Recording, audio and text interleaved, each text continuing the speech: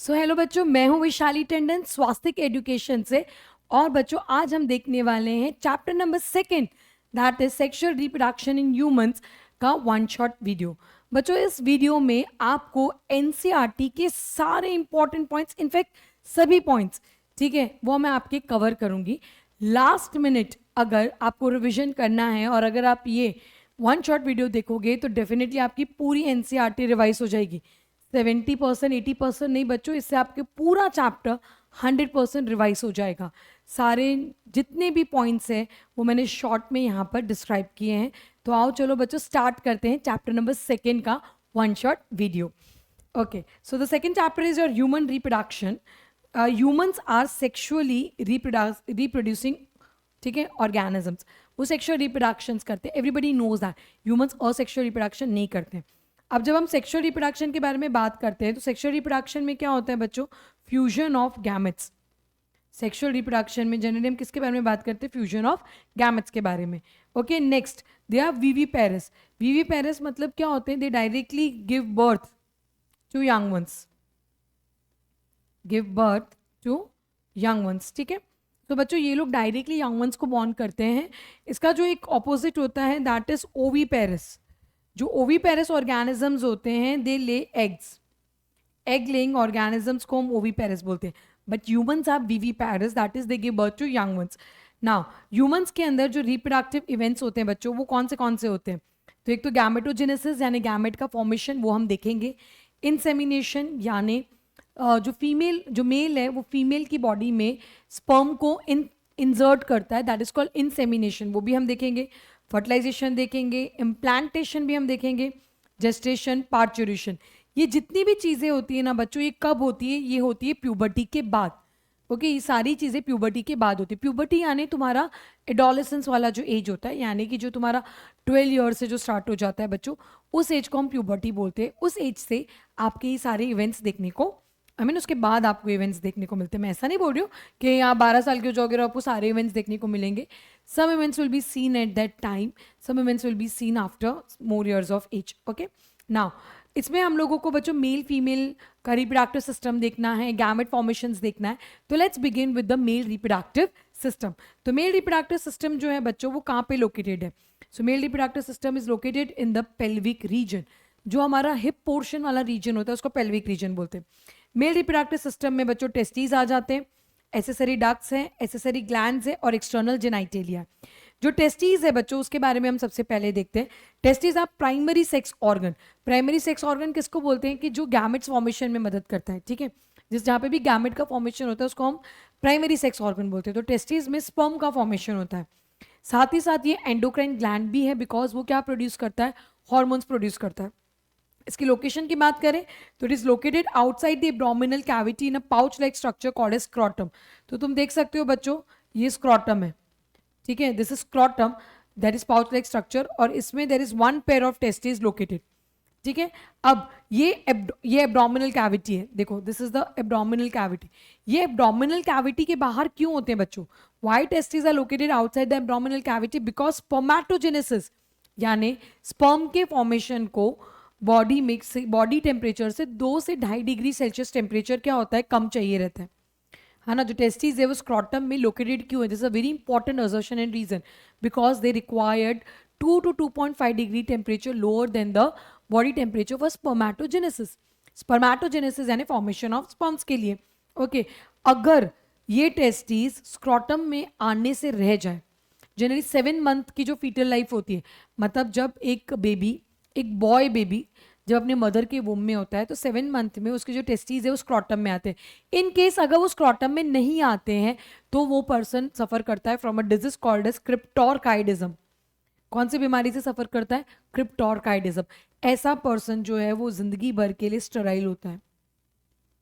Sterile मतलब वो कभी भी स्पर्म नहीं बना पाएगा। No sperm formation will occur ever, ठीक है। ओके, नेक्स्ट टेस्टिस की हम लेंथ देख ले, 4 to 5 सेंटीमीटर, उसकी विड्थ है 2 to 3 सेंटीमीटर एंड शेप कैसा है? ओवल है। ओके, टेस्टिस के ऊपर आप देख सकते हो there is a dense covering called as tunica albuginea. Okay, testis के अंदर बहुत सारे कंपार्टमेंट्स है, you can see this compartment जिसको हम टेस्टिकुलर लोब्यूल्स बोलते हैं, विच आर 215 नंबर। टेस्ट हर एक कंपार्टमेंट के अंदर बच्चों 1 to 3, 1, 2 या 3 हाईली कॉइल्ड सेमिनिफेरस ट्यूब्यूल्स हो सकते हैं। ठीक है, तो इतना क्लियर हो गया। टेस्टिस क्या है? टेस्टिस प्राइमरी सेक्स ऑर्गन भी और एंडोक्राइन ग्लैंड भी है। प्राइमरी सेक्स ऑर्गन क्योंकि वो स्पर्म बनाती है, एंडोक्राइन क्योंकि वो हार्मोन्स बनाती है। टेस्टिस का लोकेशन कहाँ है? In a pouch like structure called as scrotum. क्यों? क्योंकि स्पर्मेटोजेनेसिस के लिए 2 से 2.5 डिग्री सेल्सियस टेम्परेचर कम चाहिए। ओके, अगर टेस्टिस स्क्रॉटम में नहीं आती है तो पर्सन को एक बीमारी है जिसका नाम है क्रिप्टोरकाइडिज्म, जिससे वो जिंदगी भर स्पर्म नहीं बना पाएगा। ठीक है, टेस्टिस के आजू बाजू एक सराउंडिंग में there is a covering called as tunica albuginea. Testis के इंटरनल स्ट्रक्चर में there are 250 compartment called as testicular lobules. हर एक लोब्यूल के अंदर 1, 2 या 3 सेमिनिफेरस ट्यूब्यूल्स प्रेजेंट होंगे बच्चों।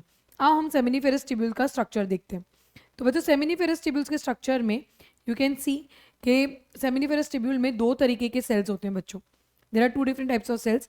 एक है मेल जर्म सेल्स जिसको हम स्पर्मेटोगोनियम भी बोलते हैं, जो कि स्पर्म मियोसिस करके स्पर्म बनाता है।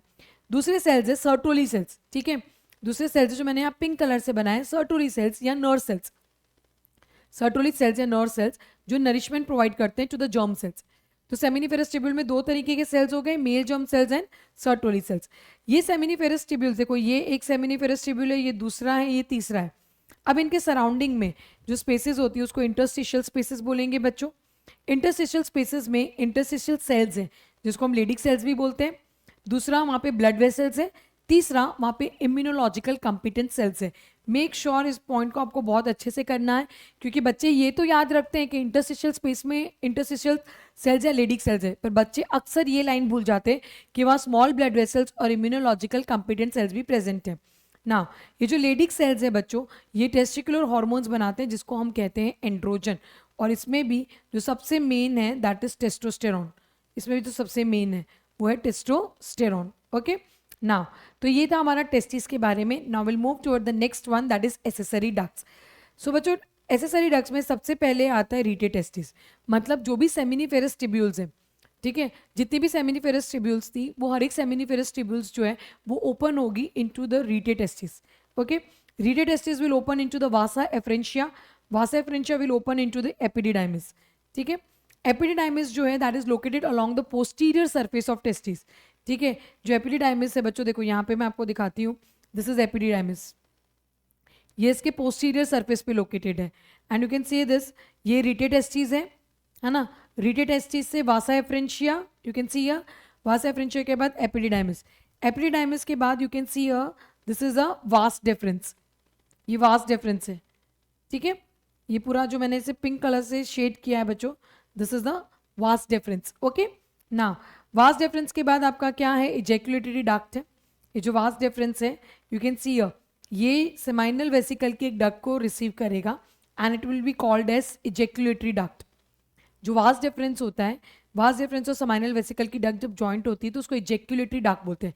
ये इजैकुलेटरी डक्ट बच्चों ओपन होती है into the urethra, you can see this, this is urethra, और ये यूरेथ्रल ओपनिंग है जिसको हम बोलते हैं यूरेथ्रल मीटियस। तो ये आपका एसेसरी डक्ट्स हो गए। ठीक है, एसेसरी डक्ट्स का देखो मेन काम क्या है, ये स्टोर और ट्रांसपोर्ट करते हैं स्पर्म्स को। तो दिस इज वेरी इंपॉर्टेंट, ये भी आपको एग्जाम में आ सकता है कि what is the function of accessory ducts. ठीक है, एसेसरी डक्ट्स का फंक्शन क्या है बच्चों, तो एसेसरी डक्ट्स का फंक्शन है to store and transport the sperms. इसमें रीटे टेस्टिस है, रीटे टेस्टिस के बाद vasa efferentia, epididymis, epididymis posterior surface पर है, वास्ट डिफरेंस, ठीक है, that receives the seminal vesicle duct और क्या कहलाएगा, ejaculatory duct, and finally it will open into the urethra. ये जो पाथवे है बच्चों, इससे भी रिलेटेड नेट में भी क्वेश्चंस आते हैं और ये तुम्हारे बोर्ड एग्जाम्स के लिए भी बहुत इंपॉर्टेंट है। दिस इज अ डायग्राम जो आपको लेबलिंग वाइज ज़्यादा आना चाहिए, chances of asking this in your exam is very rare. Okay next, accessory glands के बारे में हम बच्चों बात करते हैं।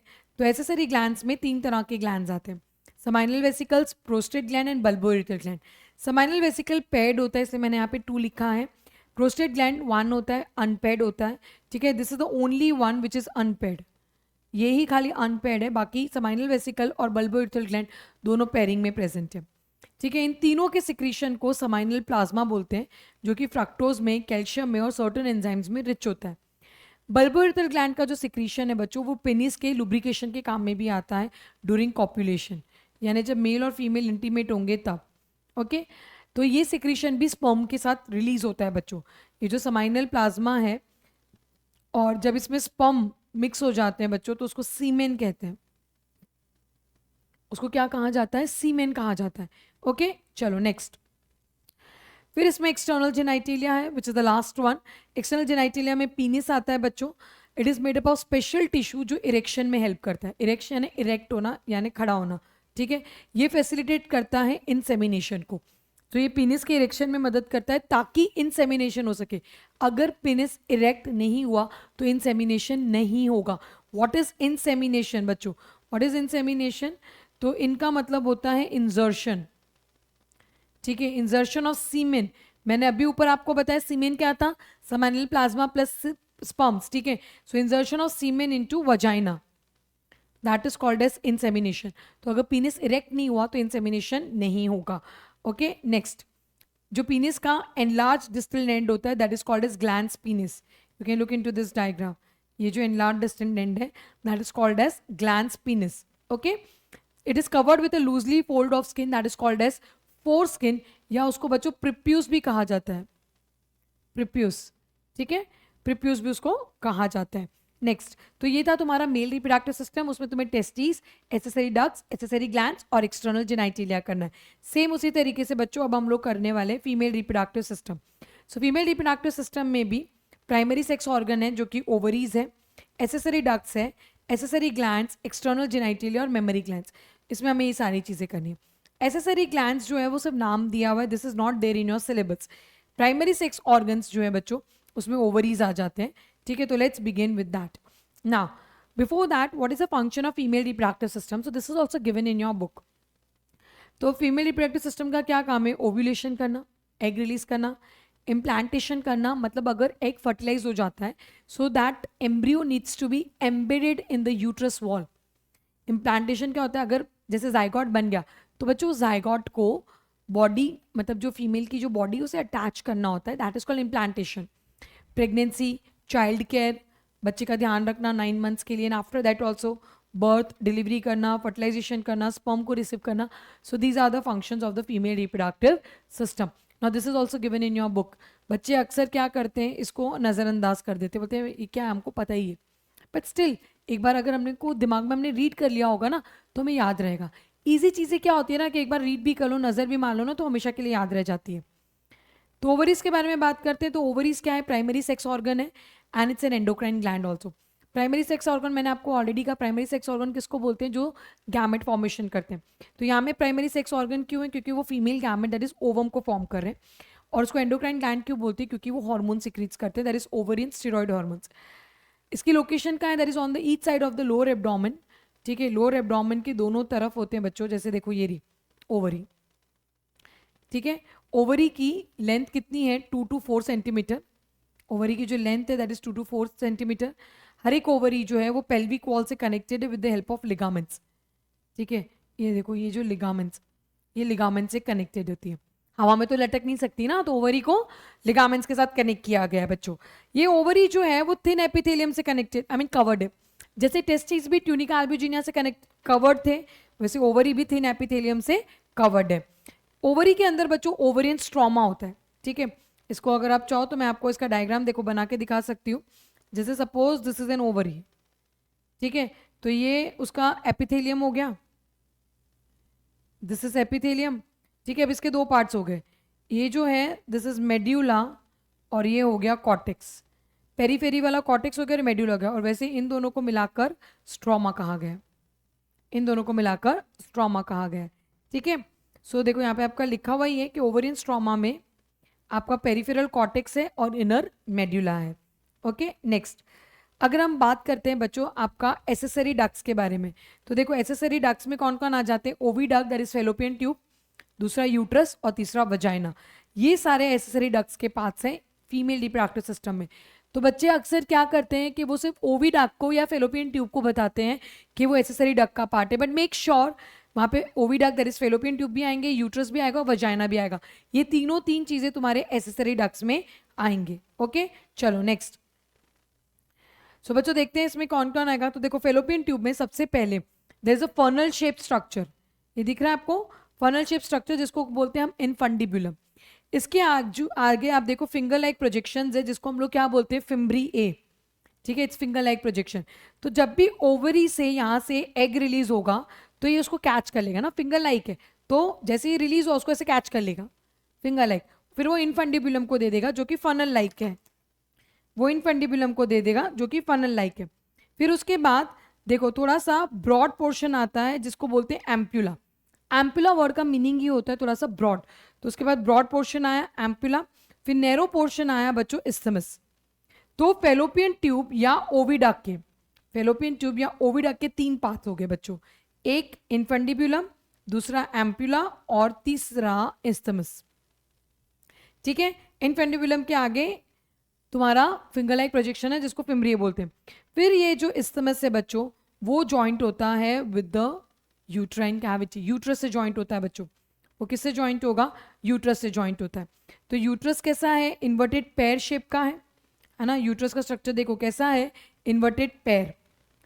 It is supported by ligaments attach to the pelvic wall, ठीक है। इसको भी सपोर्ट किसके थ्रू मिल रहा है, लिगामेंट्स के थ्रू, ठीक है। It opens into the vagina through the narrow cervix, तो देखो ये वजाइना में ओपन होता है थ्रू द सर्विक्स, है ना।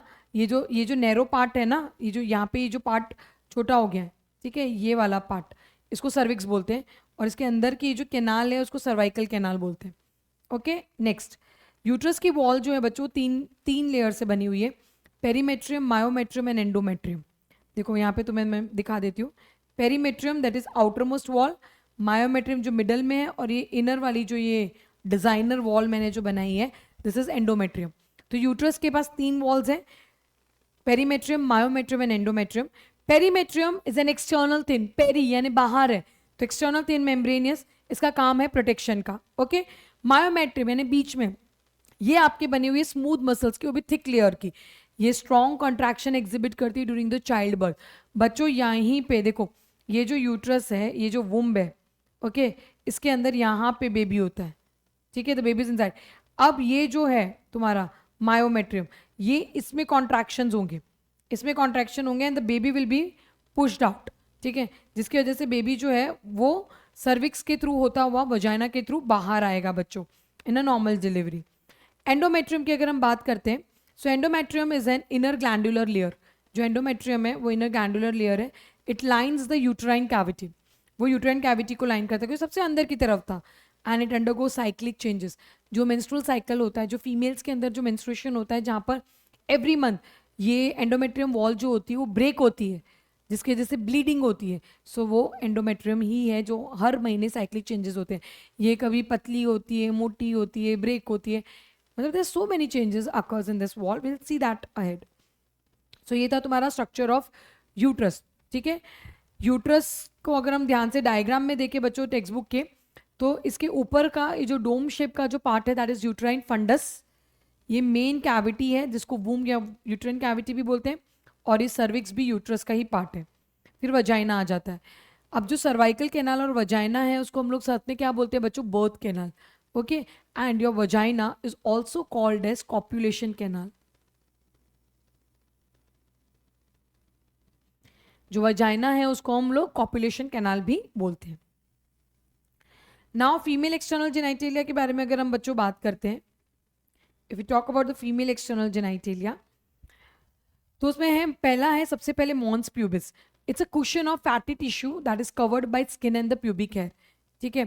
सो फीमेल के मतलब एक्सटर्नल जेनाइटेलिया में एक मॉन्स प्यूबिस है जो कुशन है फैटी टिश्यू का, जिसके ऊपर प्यूबिक हेयर और स्किन है। फिर वहाँ पे आता है लेबिया मेजोरा, मेजोरा मतलब फोल्ड्स, मतलब जो होंगे there will be larger in size, so they are fleshy folds of tissue that extends from mons pubis and surrounds the vaginal opening, ये वजाइनल ओपनिंग को सराउंड करते हैं। Labia minora they are also the paired flute, लेकिन ये size में छोटे हैं, majora का साइज बड़ा होगा, माइनोरा का साइज छोटा होगा, अंडर द लेबिया मेजोरा, ठीक है। हाइमेन, हाइमेन क्या करता है, it covers the vagina partially, ठीक है, मतलब जैसे अगर ये वजाइनल ये आपका वजाइनल होल है, ठीक है, तो ये उसको ऐसे पार्शियली कवर करेगा, पूरा कवर नहीं करता, पार्शियल कवर करता है।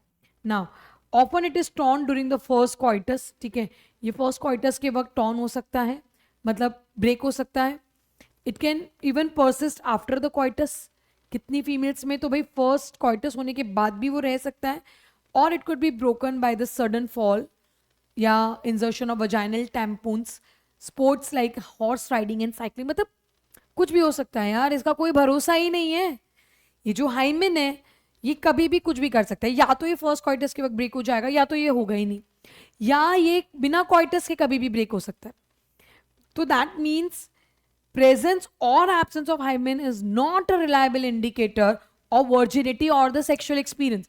भाई तुम किसी फीमेल का हाइमेन प्रेजेंट था, क्वाइटस के वक्त नहीं था, उससे तुम उसकी वर्जिनिटी जो है वो चेक नहीं कर सकते, उसको जज नहीं कर सकते हो.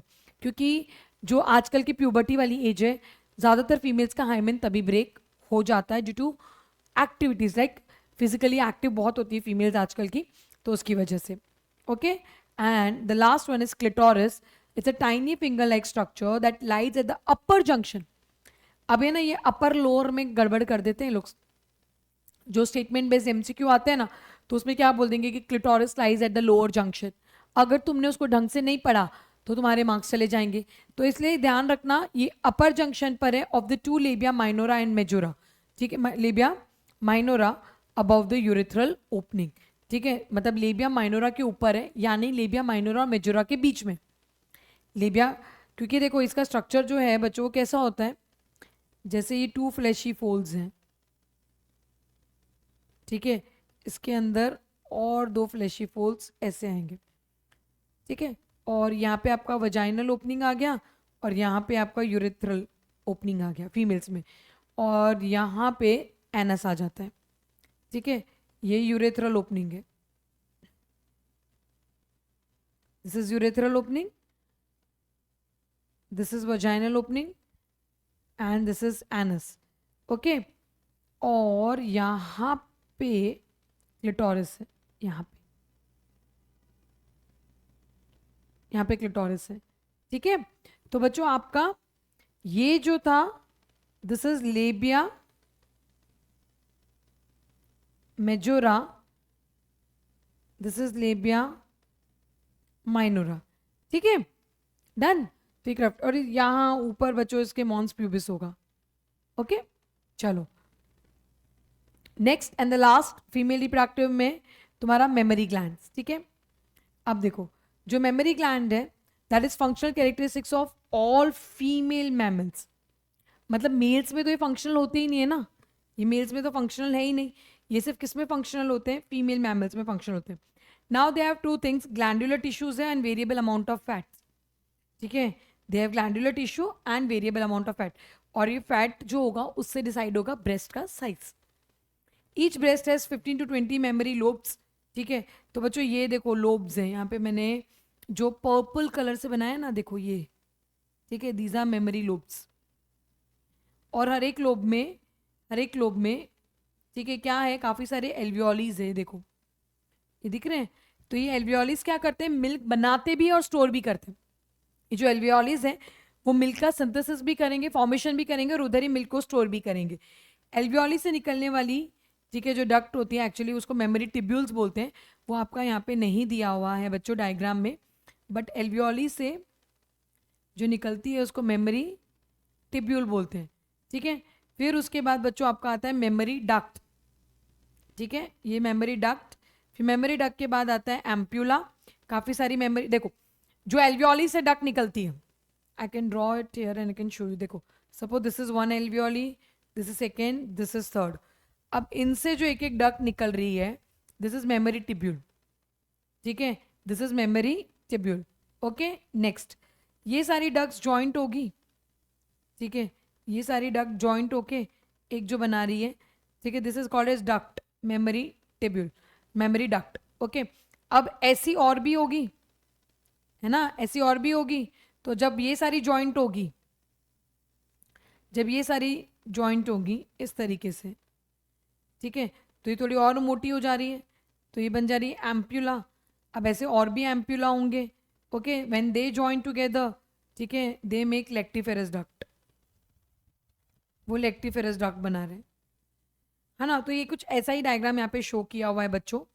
तो तुम्हारा एम्प्यूला है, फिर लेक्टिफेरस डक्ट है, ठीक है। This lactiferous duct open in the nipple, okay, जहाँ से बेबी मिल्क सक करेगा ड्यूरिंग द ब्रेस्ट फीडिंग। जब बेबी को ब्रेस्ट फीडिंग करनी है उस टाइम पे उसका जो मिल्क होगा, आई मीन जो मिल्क सक करने का प्रोसेस होगा वो यहीं से होगा। आप एक और चीज़ डायग्राम में थोड़ा सा एम्फेसाइज करेंगे बच्चों कि देखो यहाँ पे रिब्स दिए हुए और मसल्स बिटवीन रिब्स का लेबलिंग किया हुआ है, और यहाँ पे जो मसल्स है that is pectoralis major muscles. तो ये भी आपका एमसीक्यू के लिए बहुत ज़्यादा इंपॉर्टेंट है। सो डायग्राम की लेबलिंग पे बहुत ज़्यादा एम्फेसाइज करना है। देखो स्टार्टिंग के चैप्टर्स में तो आपके डायग्राम है तो उस पर आपको ज़्यादा ध्यान देना है, फिर पीछे के जो चैप्टर्स में डायग्राम्स हैं बट उतने डिफिकल्ट नहीं है। और मेरी मानो तो सबसे डिफिकल्ट जो डायग्राम्स है वो आपका चैप्टर नंबर 1 और 2 में ही है, बाकी तो आपके सारे चैप्टर्स में डायग्राम बहुत ईजी है बच्चों, ठीक है। तो देखो मेमोरी लोब्स, फिर एल्वियोली, फिर tubules, duct, ampulla, lactiferous duct and milky सक्ट out. इसको याद करने का जो मेमोनिक है दैट इज टीडा। तो टी से टिब्यूल, डी से डक्ट, ए से एम्पुला, एल से लेक्टिफेरस डक्ट। इससे कभी भी तुम इसका जो पाथ है वो कभी भी भूलोगे नहीं, कभी भी तुमसे गड़बड़ होगी नहीं। So that was about memory duct, ठीक है, मतलब मेमोरी ग्लैंड के बारे में हमने देखा। तो हमने अभी तक बच्चों मेल और फीमेल रिप्रोडक्टिव सिस्टम का स्ट्रक्चर देख लिया। Now next we will go to the gametogenesis. Gametogenesis, gametes, ठीक है, मतलब गैमेटो मतलब गैमेट्स, जेनेसिस यानी फॉर्मेशन। तो formation of gametes is called as gametogenesis. अभी दो तरीके के हैं, मेल में जो होता है उसको स्पर्मेटोजेनेसिस बोलते हैं, फीमेल में जो होता है उसको oogenesis बोलते हैं। तो पहले स्पर्मेटोजेनेसिस देखते हैं। तो स्पर्मेटोजेनेसिस क्या है भाई? स्पर्मेटोजेनेसिस, जेनेसिस यानी फॉर्मेशन, किसका फॉर्मेशन? स्पर्म का फॉर्मेशन। किस में से किस में से फॉर्मेशन हो रहा है? From the immature male germ cells called as spermatogonium. तो the process of formation of sperms from the immature male germ cells, male germ cells में से इमेच्योर मेल जर्म स्पेन दैट इज स्पर्मेटोगोनियम में से जो स्पर्म का formation होता है उसको हम लोग बोलते हैं स्पर्मेटोजेनेसिस, ठीक है। ये स्पर्मेटोजेनेसिस कब स्टार्ट होता है? प्यूबर्टी पे स्टार्ट होता है। तो स्पर्मेटोगोनियम में 46 क्रोमोसोम्स होते हैं that is 2n diploid. Mitosis और डिफरेंशिएशन करके बच्चों ये काफी सारे प्राइमरी स्पर्मेटोसाइट्स बनाते हैं, ठीक है। देखो सारे के सारे स्पर्मेटोगोनिया जो है वो प्राइमरी स्पर्मेटोसाइट्स में कभी भी कन्वर्ट नहीं होंगे, ठीक है। Say for example if there are 100, say for example if there are 100 spermatogonium, ठीक है, ये माइटोसिस करके 200 बनाते हैं, ठीक है। अब इसमें से क्या होगा? 100 will be stored as spermatogonium. जो 100 है वो स्पर्मेटोगोनियम के तौर पे स्टोर हो जाएंगे, और जो बाकी के 100 है वो प्राइमरी स्पर्मेटोसाइट की तरह एक्ट करेंगे, वो प्राइमरी स्पर्मेटोसाइट की तरह एक्ट करेंगे, ठीक है। सो बच्चों आपका जो स्पर्मेटोगोनियम है, जो आपका स्पर्मेटोगोनियम है, ओके, तो जो स्पर्मेटोगोनियम है वो 46 इन नंबर है, ठीक है, यानी 23 पेयर्स ऑफ क्रोमोसोम्स है, ओके। ये माइटोसिस और डिफरेंशिएशन कर कर टोटल 200 स्पर्मेटोगोनियम बनाएगा। 200 स्पर्मेटोगोनियम में से सारे के सारे प्राइमरी स्पर्मेटोसाइट नहीं बनेंगे, उसमें से कुछ जो है वो स्पर्मेटोगोनिया ही रह जाएंगे, और जो कुछ होंगे वो स्पर्मेटोसाइट्स की तरह एक्ट करेंगे। तो जो स्पर्मेटोसाइट्स है they are 46 in number, they are 46 in number. अब ये जो प्राइमरी स्पर्मेटोसाइट्स है वो फर्स्ट मियोटिक डिवीजन परफॉर्म करेंगे। ये फर्स्ट मियोटिक डिवीजन परफॉर्म करके बच्चों, मियोटिक डिवीजन है पहला, first meiotic division is reductional division, ये रिडक्शनल डिवीजन है, ओके। तो रिडक्शनल डिवीजन कर कर बच्चों ये सेकेंडरी स्पर्मेटोसाइट बनाएंगे। सेकेंडरी स्पर्मेटोसाइट्स के नंबर 23 हो जाएंगे।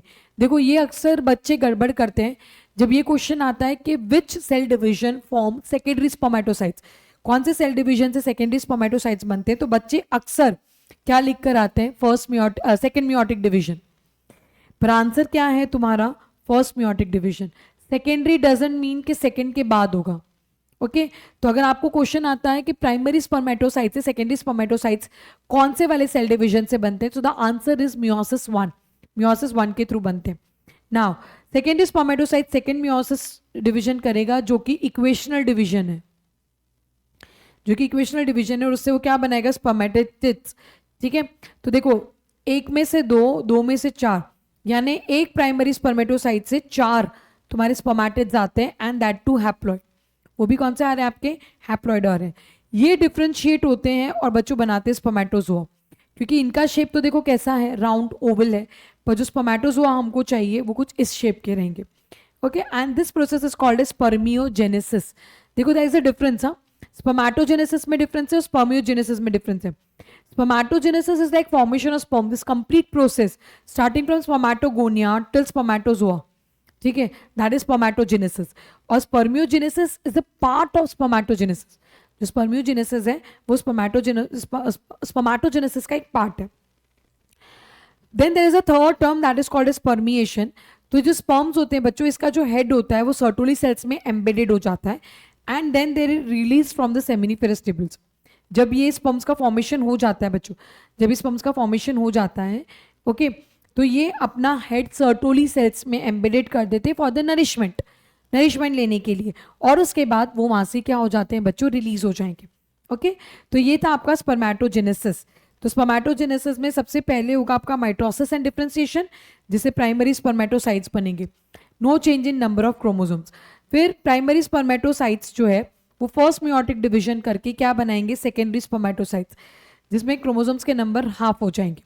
सेकेंडरी स्पर्मेटोसाइट से आपका बन रहा है स्पर्मेटिड्स, ठीक है, जो कि सेकेंड मियोटिक डिवीजन से होगा. क्रोमोसोम्स के नंबर अब यहाँ पर रहेंगे सेम. जो स्पर्मेटिड्स है वो डिफरेंशिएट करके बनाएंगे spermatozoa, and this process is called spermiogenesis. Spermiogenesis is a part of spermatogenesis.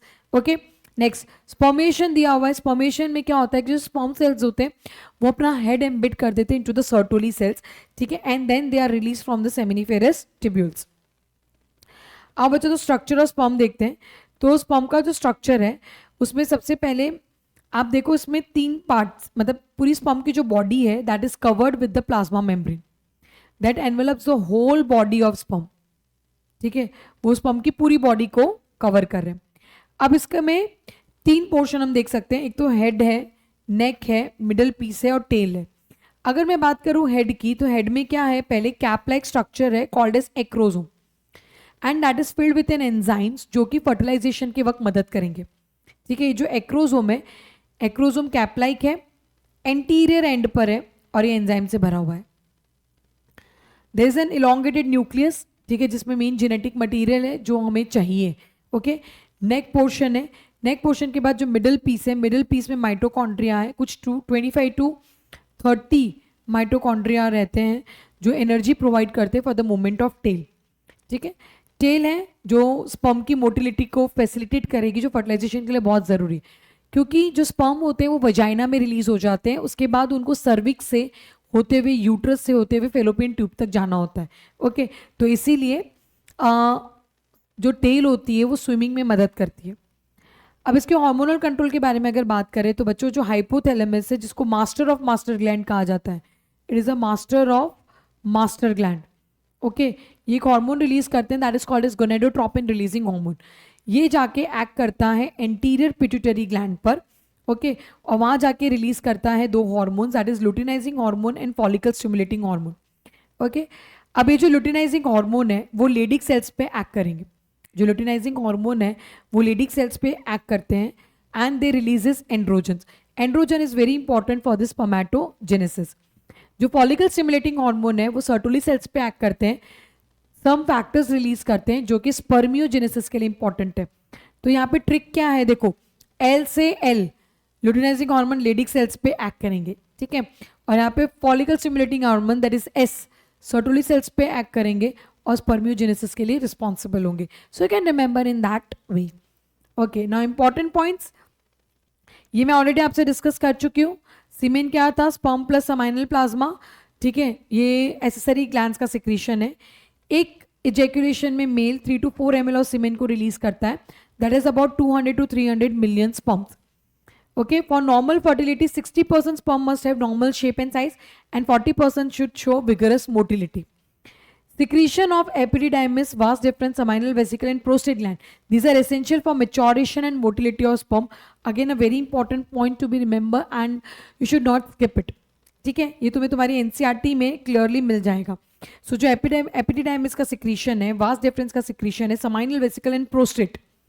बल्बोलेटरल gland नहीं दिया है, कोई और एसेसरी डक्ट्स के बारे में नहीं दिया है, सिर्फ ये 4 चीज़ों के बारे में दिया है. and they are essential for maturation and motility of sperm. The function of the male sex accessory ducts and the glands are maintained by the testicular hormone, that is androgen. Again a very important point to be remembered कि जो male sex accessory ducts और glands हैं उनके functions कैसे maintain होते हैं, by testicular hormone that is androgens. Okay, चलो next. अब आ जाते हैं oogenesis पे.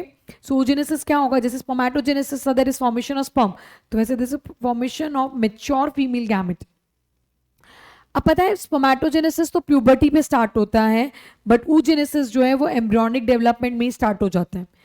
couple of million gametic mother cell that is oogonia are formed within the fetal ovary. each fetal ovary, हर एक ओवरी में मिलियंस ऑफ oogonia जो होते हैं बच्चों वो फॉर्म हो जाते हैं. फिर कोई भी oogonia बर्थ के बाद नहीं आता. Now this is a very important difference between the spermatogenesis and oogenesis.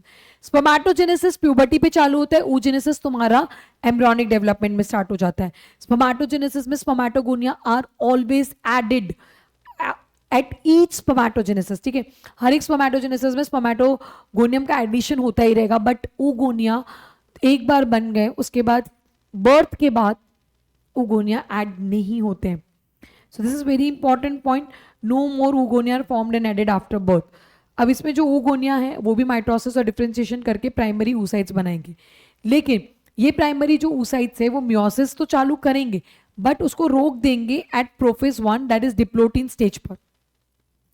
ठीक है, प्रोफेज 1 के डिप्लोटिन स्टेज पे उसको रोक दिया जाएगा. ठीक है, फिर उसका बर्थ हो जाता है, वो फीमेल का बर्थ हो जाता है. जब वो फीमेल प्यूबर्टी पे पहुंचती है बच्चों, तब ये जो प्राइमरी oocyte है वो अनइक्वल सेल डिवीजन करेंगे. ठीक है, अनइक्वल सेल डिवीजन मतलब म्योसिस 1 कंप्लीट करेंगे बट अनइक्वल होगा, जिससे एक बड़ा सेकेंडरी oocyte बनेगा और एक छोटा फर्स्ट पोलर बॉडी बनेगा. सेकेंडरी oocyte म्योसिस 2 स्टार्ट करेंगे बट कहाँ पे रोकेंगे, मेटाफेज 2 पे रोक लेते हैं. ठीक है, ये कब कंप्लीट करते हैं, एडल्ट रिप्रोडक्टिव लाइफ में, मतलब कि जब उसको लगेगा कि फर्टिलाइजेशन होने वाला है. ठीक है, every month secondary oocyte is release from the ovary. हर एक मेंस्ट्रुअल साइकिल में, ठीक है, हम देखेंगे सेकेंडरी oocyte रिलीज हो जाता है, लेकिन वो सेकेंडरी oocyte जो है वो मेटाफेज 2 पे अरेस्ट होकर रिलीज होता है. ये अपना सेल डिवीजन कब कंप्लीट करते हैं, जब उसको लगता है कि भाई फर्टिलाइजेशन होने वाला है. अगर उसे लग रहा है कि फर्टिलाइजेशन नहीं होगा तो वो अपना ये जो सेकेंड म्योटिक डिवीजन है वो कंप्लीट नहीं करते. उनको लगता है वेस्ट ऑफ टाइम है, क्यों ही कंप्लीट करना है. ठीक है, तो उसको तभी कंप्लीट करेंगे जब उसको ऐसा लगेगा कि फर्टिलाइजेशन होने वाला है. तो एडल्ट रिप्रोडक्टिव लाइफ में वो लोग again unequal cell division. Now this is also very important difference. Spermatogenesis में ऐसा कोई भी अनइक्वल सेल डिवीजन नहीं था, बल्कि यहाँ पर आपको अनइक्वल सेल डिवीजन देखने को मिल रहा है. तो उससे आपका एक ऊटेड बनेगा और यहाँ पर आपका सेकेंड पोलर बॉडी बन जाएगा. ओके, सो बच्चों ये था आपका oogenesis. अब बच्चों oogenesis में आपका साथ ही साथ में फॉलिकल्स का डेवलपमेंट भी होता है.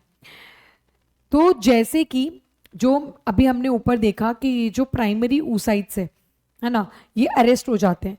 अब बच्चों जब ये अरेस्ट हो जाएंगे तो जब तक ये पहुंचेंगे, मतलब प्यूबर्टी पे पहुंचते हैं, तो तब तक इनको सेव करना पड़ता है ना, क्योंकि बाद में तो कोई oogonia आएगा नहीं. तो इनको बचाने के लिए क्या होता है बच्चों, ये जो प्राइमरी oocyte दिख रहा है इसके आजू बाजू इस तरीके के सेल्स आ जाते हैं जिसको हम लोग बोलते हैं ग्रैनुलोसा सेल्स. ठीक है, इनको क्या कहा जाता है, ग्रैनुलोसा सेल्स. तो वो उनको प्रोटेक्शन प्रोवाइड करते हैं और ये स्ट्रक्चर बन जाता है प्राइमरी फॉलिकल. तो जब फीमेल का बर्थ होता है ना, तो हर एक ओवरी में 1 मिलियन जितने प्राइमरी फॉलिकल्स होते हैं, पर जब कोई फीमेल प्यूबर्टी पे पहुंचती है तब उसकी ओवरी में, ठीक है, कितने रह जाते हैं प्यूबर्टी के टाइम पर, 60,000 to 80,000 प्राइमरी फॉलिकल्स रह जाते हैं हर एक ओवरी में. बाकी सारे डीजनरेट हो जाते हैं जिसको हम लोग बोलते हैं फॉलिक्यूलर एट्रेशिया. भाई उसने प्राइमरी oocyte वहां पे अरेस्ट हो गया था तो उसे प्रोटेक्शन देने के लिए ग्रैनुलोसा सेल्स आ गए, तो ये प्राइमरी फॉलिकल बन गया. नेक्स्ट, अब जब प्यूबर्टी पे फिर से वो अपना डिवीजन स्टार्ट करते हैं बच्चों, तो उस टाइम पे देखो सेकेंडरी फॉलिकल पहले बनेगा. सेकेंडरी फॉलिकल्स में और फॉलिकुलर सेल्स आ जाते हैं और साथ साथ में थिका लेयर का फॉर्मेशन स्टार्ट हो जाता है. फॉलिकुलर सेल्स आ जाएंगे, साथ साथ में थिका लेयर का फॉर्मेशन स्टार्ट हो जाएगा. टर्शरी फॉलिकल में फिर देखो प्राइमरी फॉलिकल तो हमेशा रहेगा, फिर जब प्यूबर्टी आती है तो प्राइमरी से सेकेंडरी बनेगा. सेकेंडरी में क्या होगा, और फॉलिकुलर सेल्स आ गए और थिका लेयर्स आ गए, फिर टर्शरी फॉलिकल बनेगा. टर्शरी फॉलिकल्स में और फॉलिकुलर सेल्स आ गए और साथ में there is a fluid filled cavity called as antrum is formed. यहाँ पे एक फ्लूइड फिल्ड कैविटी बन गई है एंट्रम। ओके, और यहाँ पे आप देख सकते हो उसने फर्स्ट म्योटिक डिवीजन कंप्लीट कर लिया है और सेकेंडरी oocyte और फर्स्ट पोलर बॉडी बन चुकी है। तो आपको ऐसा क्वेश्चन भी आ सकता है कि जो सेकेंडरी oocyte है वो कब बनता है, तो टर्शियरी फॉलिकल में बनेगा और वहाँ पे आपको फर्स्ट पोलर बॉडी भी देखने को मिलेगी। यहाँ पे जो थिका लेयर है they get arrange into 2 layers, that is theca interna and theca externa. ठीक है, वो 2 लेयर्स में अरेंज हो जाते हैं, थिका इंटरना एंड थिका एक्सटर्ना में। ओके, तो आपका ये टर्शियरी फॉलिकल है। फिर टर्शियरी फॉलिकल कन्वर्ट होता है ग्राफिन फॉलिकल में, जिसमें आप देख सकते हो जो फ्लूइड फिल्ड कैविटी है वो और ब्रॉड हो जाती है, फॉलिकुलर सेल्स अरेंज होते हैं, थिका इंटरना और एक्सटर्ना भी होते हैं। उसके बाद आता है बच्चों ओव्यूलेशन। ओव्यूलेशन में सेकेंडरी oocyte रिलीज हुआ। देखो मैंने अभी तक ऊटिड या ओवम के बारे में नहीं बताया। सेकेंडरी oocyte रिलीज होता है, पर सेकेंडरी oocyte के आजू बाजू जो सेकेंडरी oocyte है बच्चों उसकी मेम्ब्रेन को बोलते हैं विट्रिलाइन मेम्ब्रेन। सेकेंडरी oocyte की मेम्ब्रेन को विट्रिलाइन बोलते हैं। इसके आजू बाजू एक नॉन सेल्यूलर मेम्ब्रेन आ जाती है जिसको जोना पेलुसिडा बोलते हैं। ठीक है, फिर उसके आजू बाजू ग्रैनुलोसा सेल्स है और रेडिएटिंग सेल्स को हम कोरोना रेडिटा बोलते हैं। So this is the structure that is being release during the ovulation. Ovulation के वक्त बच्चों ये स्ट्रक्चर रिलीज होता है। तो सेकेंडरी oocyte की मेम्ब्रेन को विट्रिलाइन मेम्ब्रेन बोलते हैं। उसके आजू बाजू में जो एक नॉन सेल्यूलर मेम्ब्रेन है उसको हम जोना पेलुसिडा बोलेंगे। उसके आजू बाजू ग्रैनुलोसा सेल्स या फॉलिकुलर सेल्स है और उससे जो रेडिएटिंग स्ट्रक्चर है दैट इज कॉल्ड कोरोना रेडिटा। ये स्ट्रक्चर रिलीज हो जाता है। जब ग्राफियन फॉलिकल इन स्ट्रक्चर को रिलीज कर देती है तो बचा कुचा जो सामान होता है वो बनाता है कॉर्पस लूटियम। ठीक है, corpus luteum which is a yellow colour body. Okay, ये प्रोजेस्टेरॉन रिलीज करता है, इसके बारे में हम आगे देखेंगे। सो बच्चों ये था तुम्हारा ओवरी का स्ट्रक्चर। ठीक है, ये जो डायग्राम है ये तुम्हारा ओवरी का डायग्राम है। इट्स अ और यहाँ पे आपका सारा फॉलिकुलर्स का डेवलपमेंट शो किया है। देखो प्राइमरी फॉलिकल से सेकेंडरी बनता है, सेकेंडरी से टर्शियरी, टर्शियरी से ग्राफियन, फिर ओव्यूलेशन हो जाएगा और फिर कॉर्पस लूटियम बनेगा। Okay, so this is what happens every month. ठीक है, ये जो प्रोसेस होता है वो हर मंथ होगा। प्राइमरी फॉलिकल वाला जो स्टेप है ये बाय बर्थ है हर एक फीमेल में। तो अब हम आते हैं मेंस्ट्रुअल साइकिल पर। Now will see the menstrual cycle. तो बच्चों जो फीमेल रिप्रोडक्टिव साइकिल होती है of 28 to 29 days in the female primates like monkeys, apps and human beings. ठीक है, मंकी, एप्स और ह्यूमन बींग्स में जो रिप्रोडक्टिव साइकिल है that is of 28 to 29 days की। ठीक है, उसको हम लोग बोलते हैं मेंस्ट्रुअल साइकिल। फर्स्ट टाइम जब मेंस्ट्रुएशन आता है प्यूबर्टी के टाइम पे तो उसको हम मेनार्क बोलते हैं। जो लास्ट मेंस्ट्रुएशन होता है जो 50 ईयर्स के अराउंड होता है उसको मेनोपॉज बोलते हैं। दोनों टर्म इंपॉर्टेंट है। ठीक है, नेक्स्ट अब इसमें 4 फेजेस आते हैं बच्चों। तो first phase is menstruation phase. ठीक है, इसका सबसे पहला फेज है मेंस्ट्रुएशन फेज। इसमें मेंस्ट्रुअल फ्लो स्टार्ट होता है। ठीक है, you can look here, menstrual flow start होता है क्योंकि एंडोमेट्रियम लाइनिंग ब्रेक होती है। सो एंडोमेट्रियम लाइनिंग के ब्रेक होने की वजह से ठीक है यहाँ पे ब्लीडिंग स्टार्ट होती है जिसको मेनेंसिस कहते हैं। ये 3 से 5 दिन तक रहती है बच्चों। ये कब होता है? जब ओवम फर्टिलाइज नहीं हुआ हो तभी होगा। लेकिन मतलब अगर जब ये नहीं होता है तो इट इंडिकेट्स प्रेगनेंसी, वो प्रेगनेंसी को इंडिकेट करता है। But however sometimes it can also occur due to poor health and stress condition. देखो अगर मेंस्ट्रुएशन फेज नहीं होता है तो मेंस्ट्रुएशन फेज इंडिकेट करता है प्रेगनेंसी, लेकिन कभी कभी मेंस्ट्रुअल फेज इसलिए भी नहीं होता क्योंकि हेल्थ या पुअर स्ट्रेस कंडीशन की वजह से। सेकेंड है फॉलिकुलर या प्रोलिफरेटिव फेज। ठीक है, फॉलिकुलर फेज है यानी यहाँ फॉलिकल्स का डेवलपमेंट होगा। फॉलिकल्स का डेवलपमेंट मतलब बच्चों यहाँ पे primary follicle will be converted into secondary, tertiary, mature, that is Graafian follicles. तो यहाँ पे फॉलिकुलर फेज में फॉलिकल्स का डेवलपमेंट होता है। कौन से हार्मोन रिस्पॉन्सिबल्स है? तो इस टाइम पे LH और FSH रिलीज होते हैं। तो you can see here into the diagram LH और FSH का रिलीज होना स्टार्ट हो जाता है। तो दोनों रिलीज होते हैं जिससे फॉलिकल्स का डेवलपमेंट होगा। Now this growing follicles will release oestrogen. तो देखो जैसे जैसे फॉलिकल्स ग्रो कर रहे हैं वैसे वैसे ईस्ट्रोजन का लेवल भी बढ़ता जा रहा है। ओके, अब ये जो ईस्ट्रोजन होते हैं ये एंडोमेट्रियम लाइनिंग को रिपेयर करते हैं। ये एंडोमेट्रियम लाइनिंग को रिपेयर करते हैं ईस्ट्रोजन, क्योंकि ये देखो यहाँ पे जो एंडोमेट्रियम लाइनिंग ब्रेक हो गई थी ना, अब इसको रिपेयरिंग का काम ईस्ट्रोजन करते हैं। सो आपका प्रोलिफरेटिव फेज में या फॉलिकुलर फेज में LH और FSH रिलीज हुए, उन्होंने फॉलिकल्स का डेवलपमेंट करवाया। फॉलिकल्स का डेवलपमेंट यानी प्राइमरी फॉलिकल से सेकेंडरी, सेकेंडरी से टर्शियरी, टर्शियरी से ग्राफियन फॉलिकल। ग्रोइंग फॉलिकल्स जो है मतलब जो थिका मैंने आपको बताया था, थिका इंटरना एंड थिका एक्सटर्ना, वो ईस्ट्रोजन रिलीज करते हैं। ये जो एस्ट्रोजन है वो एंडोमेट्रियम की लाइनिंग को रिपेयर करने के काम में आएगा। ओके नाउ जब ये एस्ट्रोजन रिलीज होते हैं तो एस्ट्रोजन की वजह से LH और FSH एक पीक अटेन कर लेते हैं अपने इस टाइम पे। देखो इनका पिक अटेन हो जाता है, ठीक है, in the middle of the cycle. This is called LH search. जब LH अपने मैक्सिमम पिक पर होता है तो उस टाइम पे सेकेंडरी oocyte क्या होता है, रिलीज हो जाता है, यानी ओव्यूलेशन हो जाएगा। Okay and the last phase is your secretary phase. यहाँ पे जो रिमेनिंग पार्ट्स होता है ग्राफ्ट फॉलिकल का, that will be converted into corpus luteum. Corpus luteum जो है वो प्रोजेस्टेरॉन रिलीज करेगा, जो प्रेगनेंसी मेंटेन करने के लिए बहुत इंपॉर्टेंट है। देखो प्रोजेस्टेरॉन का लेवल यहाँ पे बढ़ रहा है और इससे प्रेगनेंसी, एंडोमेट्रियम लाइनिंग और बल्की होती जाती है, ठीक है। You can look into the diagram, ये ऑल बल्की हो गई ताकि आने वाले बच्चे को सपोर्ट मिल सके। ओके इस टाइम पे एक और चीज़ को नोटिस करना, ईस्ट्रोजन का लेवल एक बार के लिए डाउन जाता है फिर से हाई हो जाता है। तो ग्राफ को बहुत अच्छे से पढ़ना, ये ग्राफ के ऊपर से भी क्वेश्चंस आ सकते हैं, लेबलिंग भी आ सकता है, सो इट्स वेरी इंपॉर्टेंट। तो बच्चों मेंस्ट्रुअल साइकिल में 4 फेजेस आते हैं। पहला फेज है तुम्हारा मेंस्ट्रुअल फेज, सेकेंड है फॉलिकुलर फेज या प्रोलिफेरेटिव फेज, तीसरा है ovulatory and the fourth one is secretary phase या लूटियल फेज, ठीक है। तो चारों फेजेस तुम्हें याद करने हैं, इट्स वेरी सिंपल। अब हम पढ़ते हैं फर्टिलाइजेशन के बारे में। तो फर्टिलाइजेशन में इंसेमिनेशन दिया है, सबसे पहले इंसेमिनेशन होगा, that is insertion of semen into the female reproductive tract. अभी जो स्पर्म्स है वो सर्विक्स से होते हुए यूट्रस जाएंगे, यूट्रस से एम्पुला में जाके वेट करेंगे, ठीक है। नाउ नोट, फर्टिलाइजेशन तभी हो सकता है जब स्पर्म और एग दोनों एम्पुला में साथ में प्रेजेंट होते हैं। Okay now ovulated secondary oocyte is also transported to this.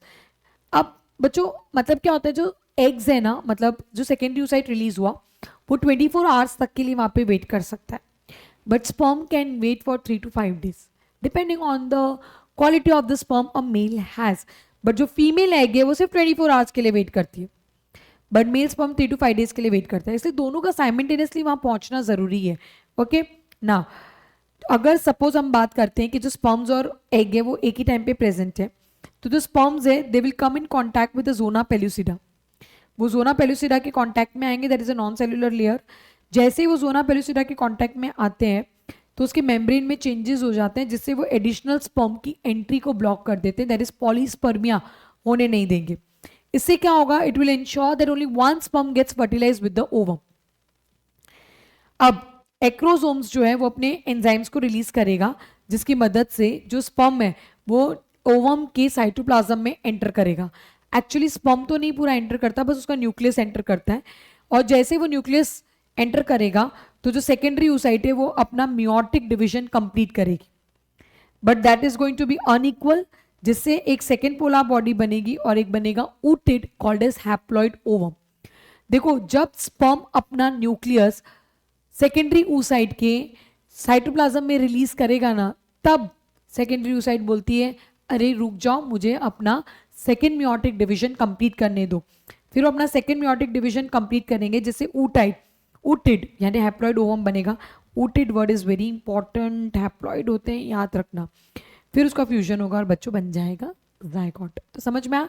देखो जैसे फर्टिलाइजेशन हुआ, सेकेंडरी oocyte और स्पर्म जैसे कांटेक्ट में आते हैं तो स्पर्म जोना पेलुसिडा के कांटेक्ट में आए, कांटेक्ट में आने के बाद स्पर्म मेम्ब्रेन में कुछ एडिशनल चेंजेस हुए जिसकी वजह से एडिशनल स्पर्म्स की एंट्री को ब्लॉक कर दिया गया ताकि एक ही स्पर्म फ्यूज हो सके, ठीक है। फिर एक्रोसोम के सिक्रीशंस की मदद से जो स्पर्म का न्यूक्लियस है वो सेकेंडरी oocyte के न्यूक्लियस के साथ मतलब उसके साइटोप्लाज्म में आ जाता है। फिर सेकेंडरी oocyte अपना मियोटिक 2 डिवीजन कंप्लीट करके एक सेकेंड पोलर बॉडी और एक हैप्लॉइड ऊटिड बनाएगी जिसके फ्यूजन से जायगोट बनेगा। अब ये जो जायगोट बना है ये क्लीवेज परफॉर्म करता है।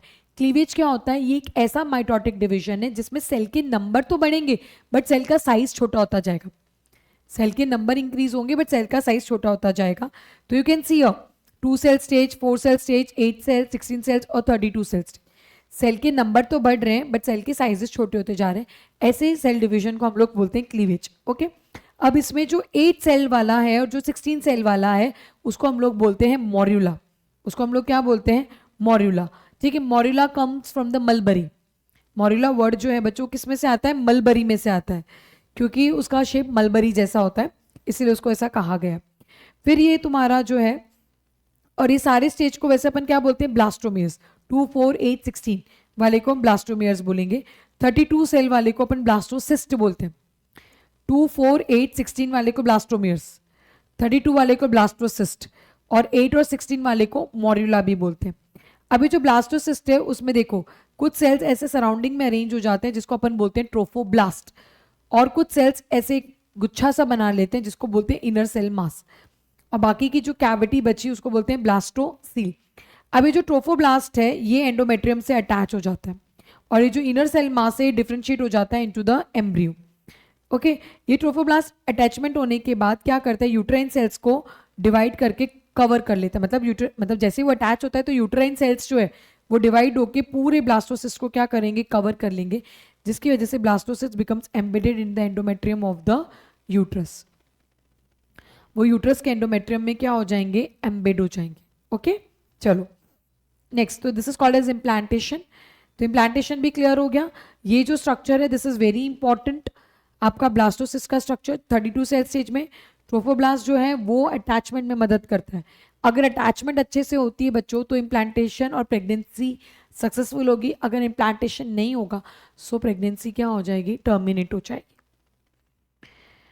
Now comes the placental formation. तो बच्चों जैसे ही प्लेसेंटा का फॉर्मेशन मतलब जैसे ही इम्प्लांटेशन होता है तो ट्रोफोब्लास्ट से फिंगर लाइक प्रोजेक्शंस आते हैं जिसको कोरियोनिक विलाई कहते हैं।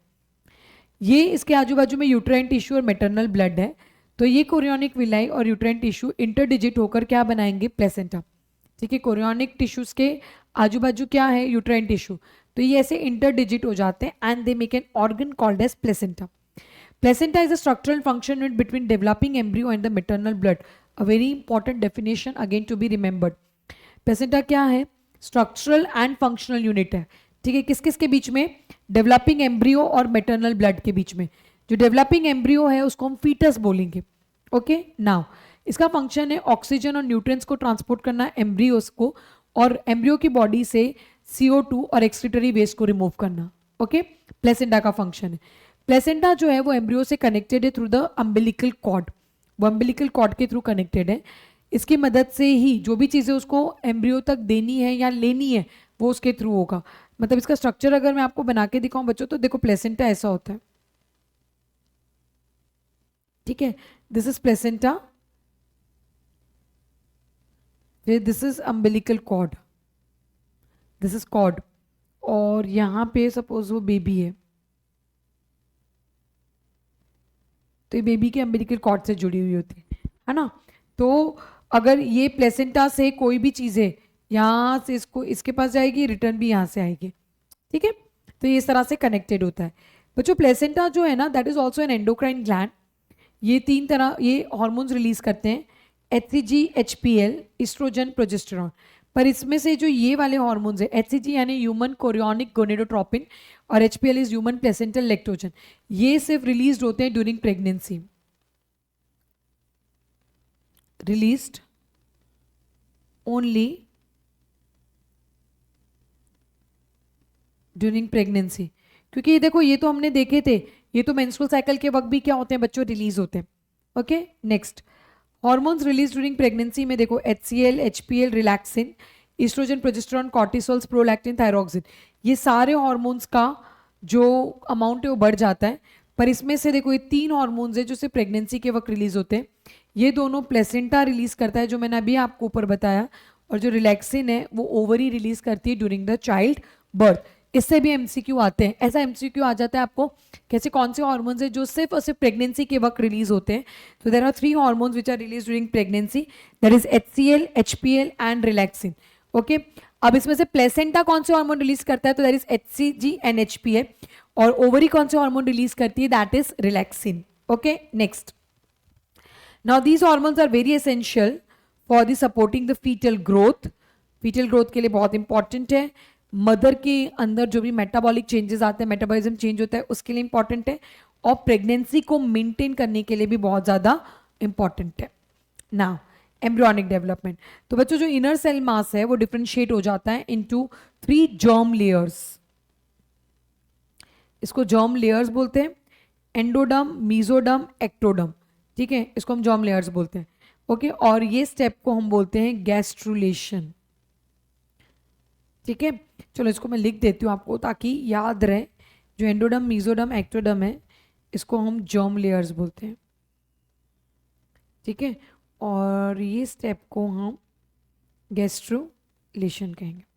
ठीक है, we will call it gastrulation. Okay, now they will give rise to all tissues and organs in an adult. अब इसमें कुछ स्टेम सेल्स भी होते हैं बच्चों, जो कि पोटेंशियल रखते हैं to give rise to all the tissues and organs in your body, but they are pluripotent. ठीक है, क्योंकि टोटीपोटेंट एक वर्ड आता है, टोटीपोटेंट। टोटीपोटेंट मतलब they can give rise to any damn cell. ये तुम्हारे बॉडी के किसी भी सेल को जनरेट कर सकते हैं। प्लूरीपोटेंट थोड़ा रिस्ट्रिक्टेड है। ठीक है, और फिर एक मल्टीपोटेंट आता है, वो और भी रिस्ट्रिक्टेड आ जाता है। जेस्टेशन पीरियड क्या है? It's average duration of pregnancy. Humans का 9 मंथ्स, डॉग का 60 to 65, एलिफेंट का 607 से 641, कैट का 52 to 65 days. Okay, now human embryonic development में सबसे फर्स्ट मंथ में एम्ब्रियो का हार्ट आ जाता है। So this is the first sign of growing foetus, notice by listening to the heart sound through the stethoscope. ठीक है, बच्चे का हार्ट साउंड सबसे पहले इसके एम्ब्रियो की हार्ट बीट को सुनकर पता लगाते हैं कि भाई बच्चा सही सलामत है या नहीं। सेकेंड मंथ में foetus develops limbs and digits. Second month के एंड में फीटस क्या डेवलप कर लेता है? लिम्स और डिजिट्स डेवलप कर लेता है। ठीक है, छोटे छोटे हाथ और पैर आ जाते हैं बच्चों। थर्ड मंथ के एंड में, दैट इज आफ्टर 12 वीक्स या फर्स्ट ट्राइमेस्टर कंप्लीट होने पर, मेजर ऑर्गन्स बन जाते हैं और इस टाइम पे लिम्स और एक्सटर्नल जेनिटलिया ऑर्गन्स भी बन जाते हैं। और इसी टाइम पे सबसे ज़्यादा सेक्स डिटर्मिनेशन होता था पहले इंडिया में, जिससे मेल फीमेल पता चल जाता था। और बच्चे जनरली मतलब काफ़ी हद तक पता ही चल जाता है कि मेल है कि फीमेल है, और फिर उसे अबॉर्ट कर दिया जाता था अगर फीमेल है तो उसके चलते sex determination is banned in India. फिर फिफ्थ मंथ है, तो फिफ्थ मंथ में first movement of the foetus. ठीक है, फिफ्थ मंथ में सबसे पहली मूवमेंट महसूस होती है मदर को। Appearance of hair on the head, ठीक है, इंपॉर्टेंट। 6 मंथ यानी सेकेंड ट्राइमेस्टर के एंड में the body is covered with the fine hairs, eyelids are separated and eyelashes are formed. ठीक है, पूरी बॉडी फाइन हेयर से कवर्ड होती है, आईलिड सेपरेट हो जाते हैं, आईलैशेस आर फॉर्म्ड। 9 मंथ के एंड में the foetus is fully developed and is ready for the delivery. तो आपको ये जो एम्ब्रियोनिक डेवलपमेंट है मंथ वाइज, ये भी आपको याद करने हैं बच्चों, this is very important. First month में क्या हुआ, सेकेंड मंथ में, third month, fifth month, 6 month, 9 months. ठीक है, you have to remember this thing. इसके बेसिस पे भी आपको शॉर्ट क्वेश्चंस आंसर्स आ सकते हैं। Okay, now next the parturition. Parturition क्या है? Delivery of the child. Okay, यानी it's a vigorous contraction of the uterus. Uterus में विगरस कॉन्ट्रैक्शन होते हैं at the end of the pregnancy that causes expulsion और the delivery of the fetus. वो expulsion या delivery of the fetus cause करते हैं। This process of child birth is called as parturition. इसको हम parturition बोलते हैं। ठीक है, नाउ ये मैकेनिज्म क्या है? It's a very complex neuro endocrine mechanism. तो फुल्ली डेवलप फीटस और जो प्लेसेंटा है, जो फीटस पूरा डेवलप हो चुका है, जो प्लेसेंटा है, वो सिग्नल सेंड करते हैं। ठीक है, जिसकी वजह से माइल्ड यूट्राइन कॉन्ट्रैक्शंस होते हैं, जिसको हम लोग क्या बोलते हैं? Labour pain.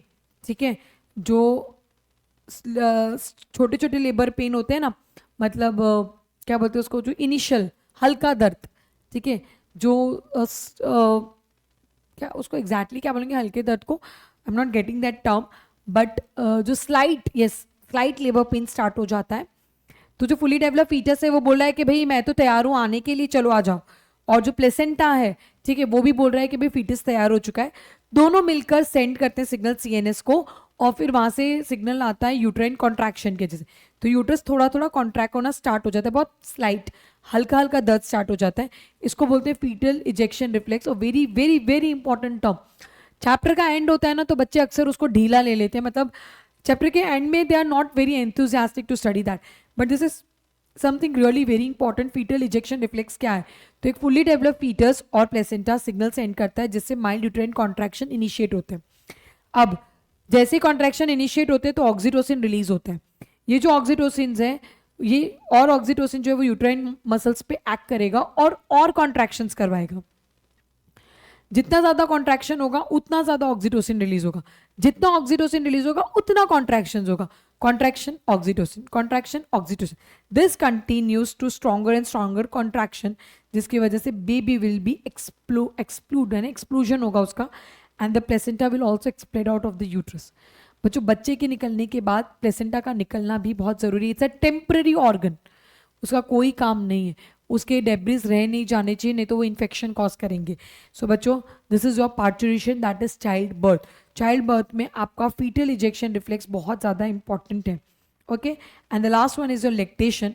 ये एक ऐसा प्रोसेस है जिसमें जो मेमोरी ग्लैंड्स है वो डिफ्रेंशिएट होते हैं during pregnancy and start producing milk towards the end of the pregnancy. मतलब पूरे प्रेगनेंसी टाइम में बच्चों ये एल्वियोली डिफ्रेंशिएट होकर मिल्क प्रोडक्शन स्टार्ट कर देते हैं, और जैसे ही बच्चे की डिलीवरी होती है ना उसी टाइम पे मिल्क इजेक्ट होता है बच्चों। देखो मतलब कितना खूबसूरत है ना ह्यूमन का, आई मीन पूरा बॉडी, तुम आप देखो फीमेल की बॉडी भी कैसे, मतलब वो मिल्क प्रोडक्शन उसका स्टार्ट हो जाता है, बट इजेक्युलेशन आई मीन उसका इजेक्शन कब होगा, जब बेबी का बर्थ होगा, उससे पहले नहीं। सोचो मतलब कितना beautifully everything is design, right. So it helps a mother in feeding of the new born. ठीक है, ये कोलेस्ट्रॉम जो इनिशियल फ्यू डेज का जो मिल्क होता है उसको कोलेस्ट्रॉम बोलते हैं, उसमें IgA एंटीबॉडीज होते हैं बच्चों, जो बहुत इंपॉर्टेंट होते हैं to develop resistance for the new born babies. क्योंकि बच्चा अभी अभी बाहर आया है तो उसमें उतना इम्यूनिटी उसकी उतनी स्ट्रांग नहीं होती है बच्चों कि वो बाहरी दुनिया से लड़ पाए। तो तब जो मदर का जो मिल्क होता है ना उसमें IgA एंटीबॉडीज होती है, IgA उसे उसको इम्यूनिटी बोलते हैं। और जो डॉक्टर्स है वो ब्रेस्ट फीडिंग को हाईली रिकमेंड करते हैं during the initial period of infant growth, मतलब कम से कम 6 मंथ्स तक के लिए। तो फॉरेन कंट्री में तो 1 साल तक डॉक्टर्स रिकमेंड करते हैं कि ब्रेस्ट फीडिंग की जाए, क्योंकि मदर के मिल्क में पूरा कंप्लीट न्यूट्रिशन होता है एक बच्चे के लिए, और वो बच्चे की इम्यूनिटी और ब्रेन डेवलपमेंट के लिए बहुत इंपॉर्टेंट होता है बच्चों। ठीक है, आजकल फीमेल्स उतना ब्रेस्ट फीडिंग को फोकस नहीं कर रहे, but breast feeding is very very very important for the child's brain development and overall immunity. Okay, so that was about lactation बच्चों। तो यहाँ पे हमारा ये जो चैप्टर है इसका 1 शॉट वीडियो कंप्लीट होता है। मैंने इस चैप्टर के सारे पॉइंट्स जो थे वो कवर कर लिए हैं। This is not a detail explanation for everything, but still आप इसको सुनेंगे तो थोड़ा आपको समझ तो आएगा, बट ये आपके लास्ट मिनट रिविजन के लिए बहुत ज़्यादा इंपॉर्टेंट है। अगर आपको लास्ट में चैप्टर रिवाइज करना है, सिर्फ सुनना है कि भाई इसमें कौन से पॉइंट्स होते हैं, you don't want to read, you can definitely listen to my video. आपको इजीली पूरा चैप्टर, मतलब हर एक पॉइंट बच्चों इसमें मैंने इंक्लूड किया था, आपको फिर इसको रिवाइज करने के बाद आपको NCERT को टच करने की भी ज़रूरत नहीं पड़ेगी। तो stay tuned for the next video. Thank you and bye bye.